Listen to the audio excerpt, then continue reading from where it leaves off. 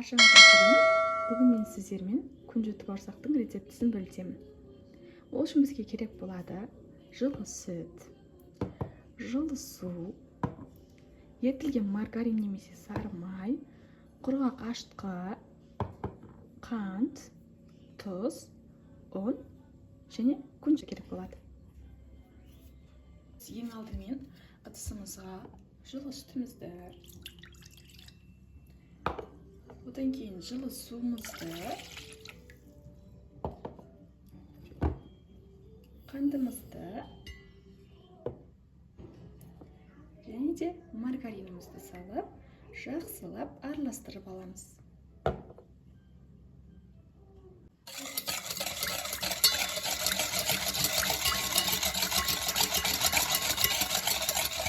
Қантымыз ерігенге дейін араластырамыз. Қантымыз ерігеннен кейін оған тұзымызды және құрғақ ашытқымызды салатын боламыз. Ашытқыны салғаннан кейін жақсылап араластырып, жаймендеп ұнымды сала бастаймын.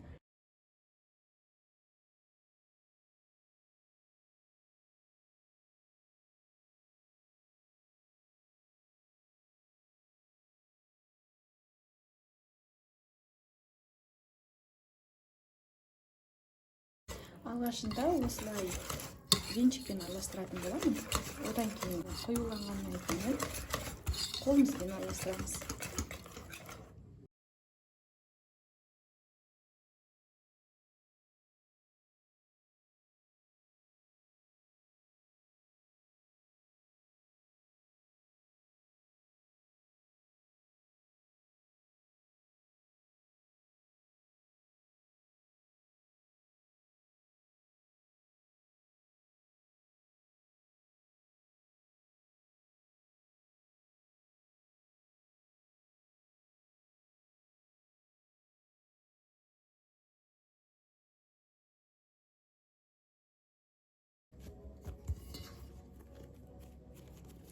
Мінекей ханымдар, менің қамырым осындай болып шықты.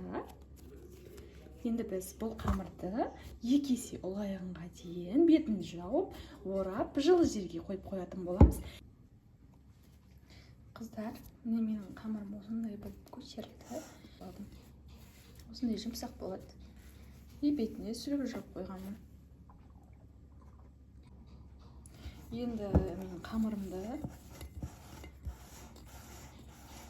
осылайша алып, астына ұн сеуіп жаятын боламын. Астына азғантай ұн сеуіп аламын.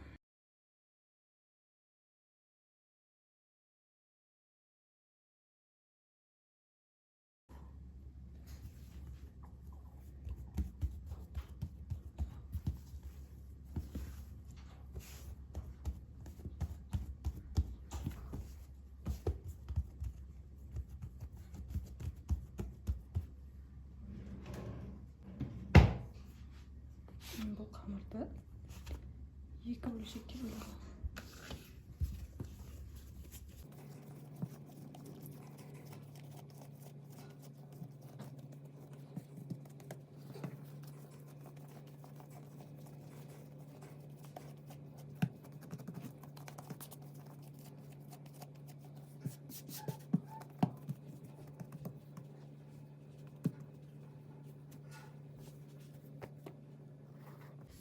Қамырлар 15 минут тұрды. Ал енді жаймендеп бірінші қамырды аламын.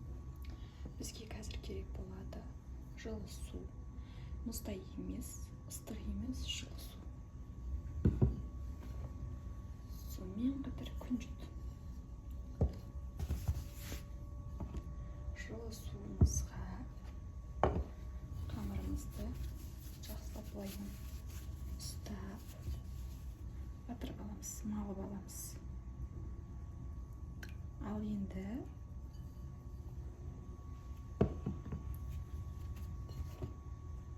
суға батырып алған, малып алған қамырымызды күнжітке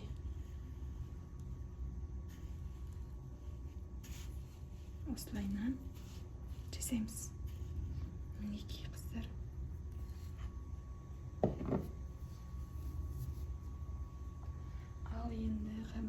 астына аздаған, көп емес аздаған себелі қамырымызды жаймыз. Егер сіздердің бауырсақтарыңыздың бетіне оқтауларыңыз жабысып қалатын болса, онда аздап ұн себуге болады. Ештеңе етпейді, бірақ көп себуге болмайды. Осылайынан қамырларымызды, бауырсақтарымызды жайып аламыз.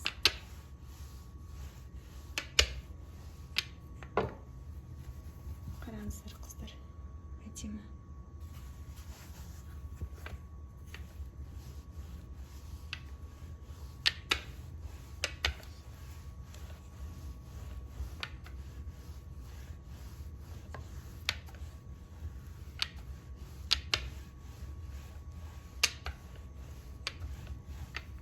Мен үстіп жайдым.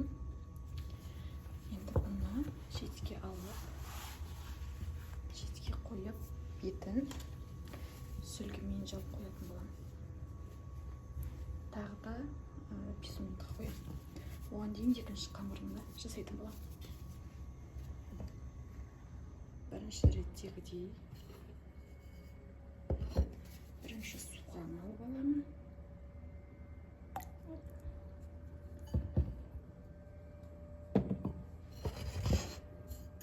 Ал енді күнжутымызға домалатып аламыз. Неге?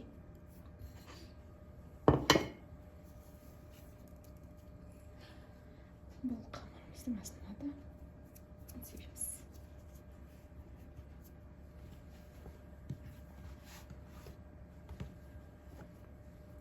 Оны себіп, жайлап, жаюға кірісеміз.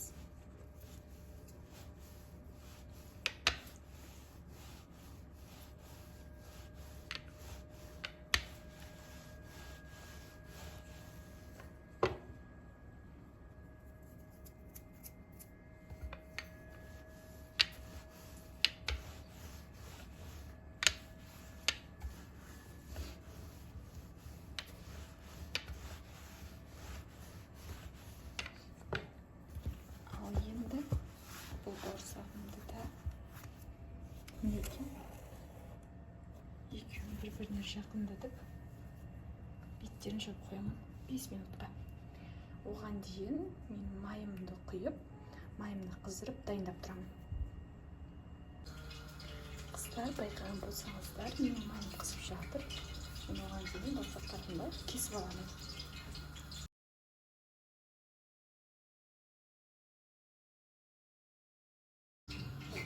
Қыздар, мен осындай нәрсемен кесетін боламын. Әркім өз қалауында үйдегі бар нәрсемен кессе болады.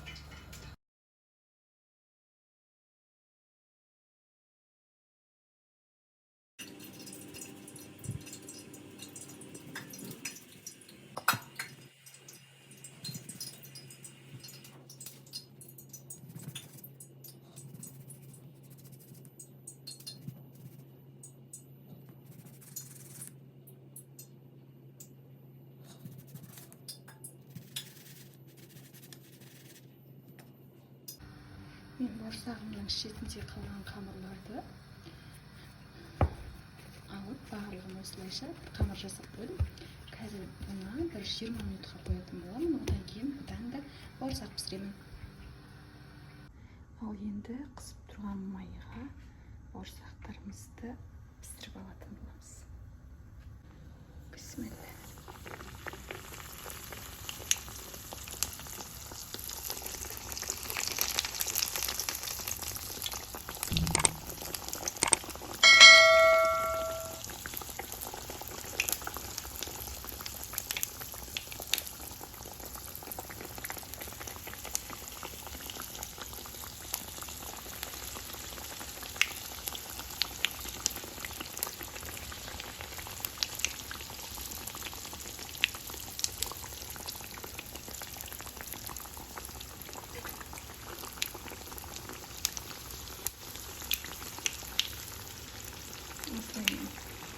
Аударып, бауырсақтарымызды пісіреміз.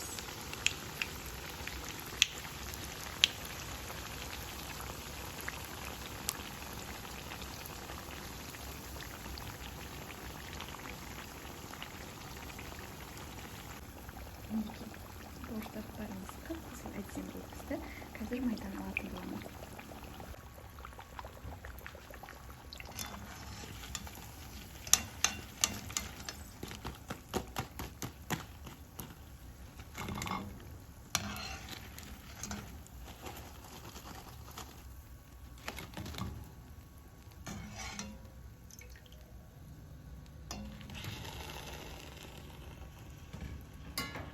Ал майдың ішіндегі қалған күнштерді осылайша цветамен алып алсақ болады.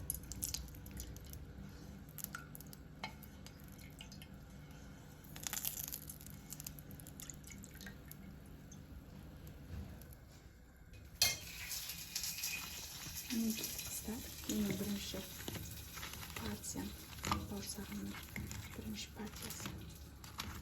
Әп-әдемі болып шықты.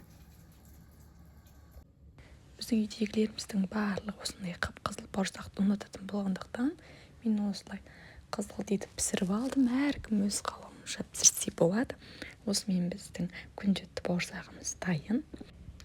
Егер рецепт ұнаған болса, каналға тіркеліп, лайк, комментарий қалдыруды ұмытпаңыз.